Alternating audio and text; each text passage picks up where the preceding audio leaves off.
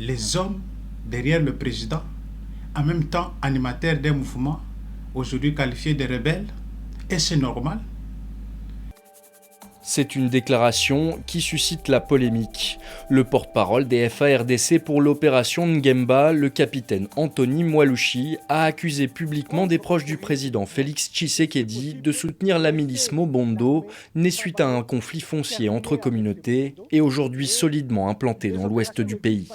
Ce mouvement Mobondo qui aujourd'hui essaye de déstabiliser les institutions de la République.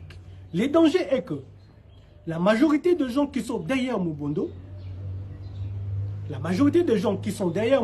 me répète, sont souvent derrière le président de la République. La journée, ils sont comme des agneaux.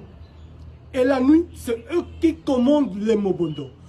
Cette mise en cause a immédiatement suscité de vives réactions dans le pays. Pour la nouvelle société civile congolaise, ces accusations sont extrêmement graves et doivent être suivies d'actions en justice contre les complices de cette milice.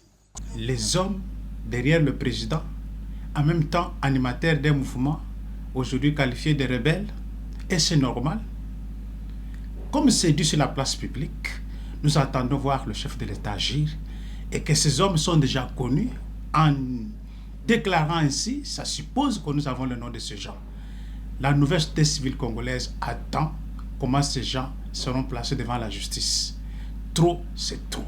Ce député de la majorité présidentielle a également réagi. Il n'est pas surpris par les propos du capitaine Mwalushi, affirmant avoir alerté depuis longtemps sur la montée en puissance de la milice Mobondo, qui opère au nord de Kinshasa. L'élu appelle à traiter cette milice au même titre que l'AFC M23 dans l'est du pays. Qu'on puisse prendre des dispositions pour les traquer, ne plus les considérer comme des combattants, mais qu'on les considère comme des rebelles, au même titre que le M23. Il faudrait qu'on les traque, qu'on les considère. Ils sont des Congolais, bien sûr, mais ils sont des rebelles, parce qu'ils se rebellent contre le pouvoir en tuant les FARDC. Les FARDC, c'est le symbole de l'État. Depuis le début du conflit en 2022, les violences commises par la milice Mobondo ont fait 5000 morts et 280 000 déplacés selon des sources humanitaires. Il y a 3 semaines, 27 personnes ont été massacrées dans le village de Nkana, à 75 km de Kinshasa.